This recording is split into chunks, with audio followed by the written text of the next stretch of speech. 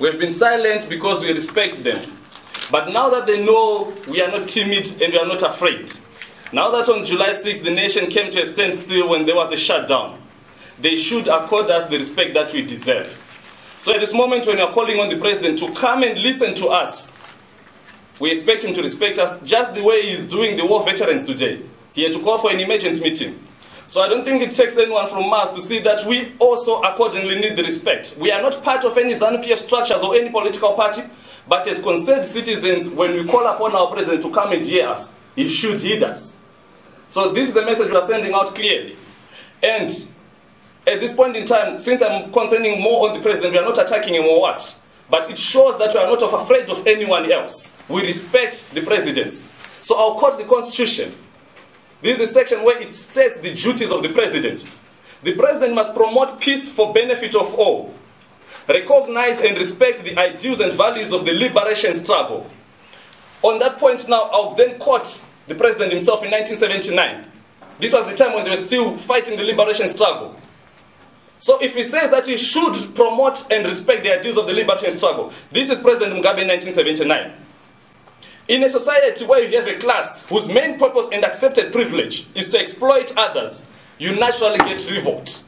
With the majority of the people being oppressed, being exploited, you can't avoid, if you have any moral principles. That's him. You can't avoid, if you have any moral principles at all, to heed the call and to do something about it. Those are the words of our honorable president. He goes on to say, you cannot fight these grievances by pleading for their rectification. You can only do so by getting to the root cause of the problem, and that problem is power. But as unemployed citizens of Zimbabwe, we've identified the root cause of our problem, the root cause of unemployment. And we have stipulated, if we've written it down, we have come up, we know the points, we know it's corruption, we know it's policy inconsistency, we know a lot of other things as people have been saying. But we've come up with solutions. Solutions which are not party biased. Solutions whereby we are not afraid. We are hitting for the jugular. And we are going to tell the president who should be arrested and what should be done with their properties that they gained illegal. So on this day in question, we are not letting anything back. And we are not attacking anyone.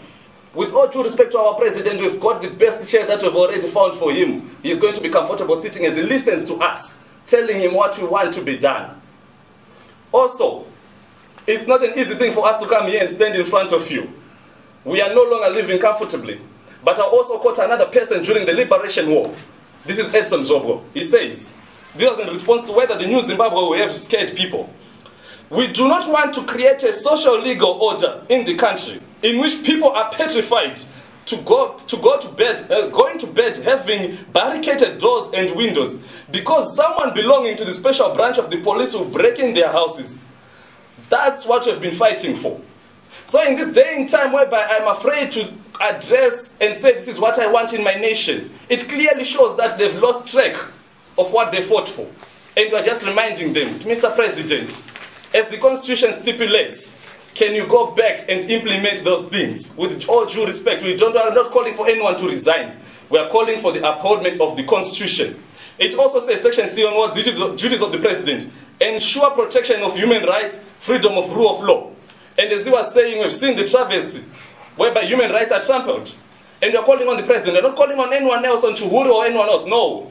We're calling on the man himself. Mr. President, can you come and hear us as we give you solutions on how to do these things?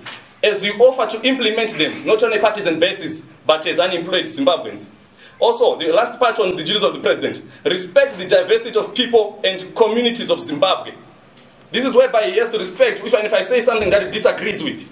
I don't expect to wake up one morning and be told that I'm now stateless. I've been churned out and told to go wherever people are begging me. I'm a Zimbabwean to the bone, so were my parents. There's nowhere else I'm going. So expect the President to actually tell Mawari to come back because Zimbabwe is safe.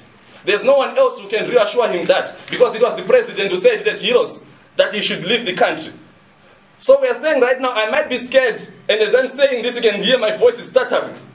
It shows that the avenue we are taking is a dangerous one.